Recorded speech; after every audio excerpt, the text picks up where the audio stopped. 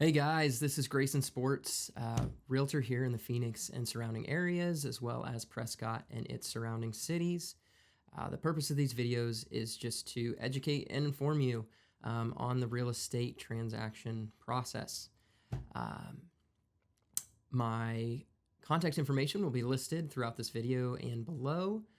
Feel free to reach out and leave any comments, questions. Greatly appreciated. Today, we're going to be talking about signing documents. Mr. Callahan, I need your John Hancock on these reports. John Hancock. It's Herbie Hancock. Duh. Super exciting. So let's walk through it.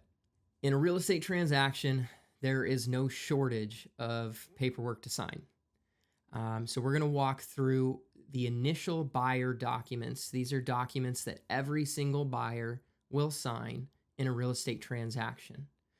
It's great to sign these documents up front because there is so much paperwork.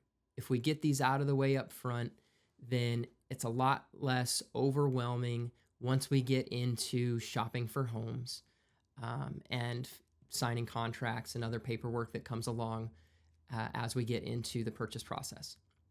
So let's start by going over some of these documents. First, we have what's often called the READY form. It's the Real Estate Agency Disclosure and Election. It's a mouthful. It's not a contract, but as in the title, it discloses the relationship dynamic between an agent, the broker, which is employed by the agent, and then the client. Next, we have a buyer advisory. What does this do? You guessed it. It advises the buyer. It's going to advise the buyer on all aspects of purchasing a home. It provides information and web links from different things from taxes to termites to schools to crime statistics in areas. It will even explain some of the documents that we are going to be talking about right now. Again, it's just going to advise buyers on all aspects of buying a home. Next, wire fraud advisory. We're in the information age, and thieves are getting very, very creative. There's lots of things to be aware of in people seeking information from you through phone calls, through email. If anybody at any time that you are unaware of in the real estate transaction that your agent has informed you about, you're getting what seems like a weird email from somebody asking for personal information or specifically financial information, check with your agent first. Check with myself first. And there's a lot of crazy things that go on. I've seen emails come across from title companies that just have one period difference or one letter difference, and they are asking for information that you do not want to be giving to them. So just check with your agent first, and it's just something to be aware of. It doesn't happen a lot, but it can happen, and it's just to be aware of. Next document, Market Conditions Advisory. What does it do? Again, it advises you on, you guessed it, market conditions. The real estate market goes up and down. And it's happened that way from the beginning of time.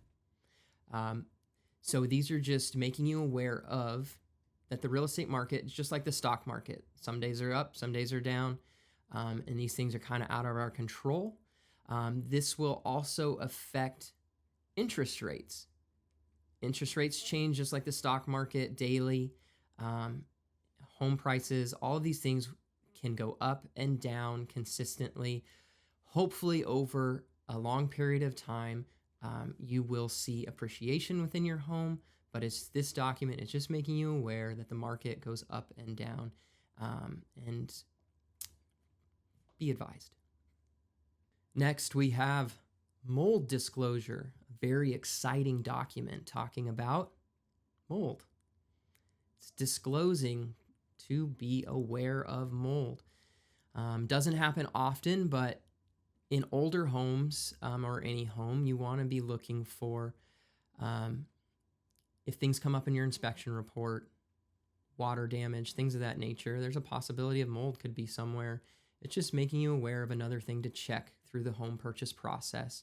And also what this document does is releases the broker and agent from any liability, because we really have no control over these things. And it's something just as the buyer to be aware of. Lastly, Fair Housing Advisory. Again, it's an advisory document advising you about the right to fair housing. We all have the right to fair housing, and they have set up certain guidelines to prevent from discrimination. People cannot be discriminated upon the basis of race, color, national origin, religion, sex, familial status, and disability. These things have been put in place to make things fair for everybody in the home acquisition process. That about sums up what we're going to go over for today. Again, these are just initial buyer documents that every buyer is going to sign in a real estate purchase transaction. Again, it's good to sign these documents up front. It's always good to, as this video is meant to help you understand these documents, but it's always, I would recommend, good to read through them.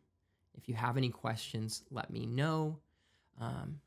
This can be a lot of information coming on at you all at one time, so we want to space this out and just make sure that you are informed. I hope this helps. I look forward to talking to you guys soon.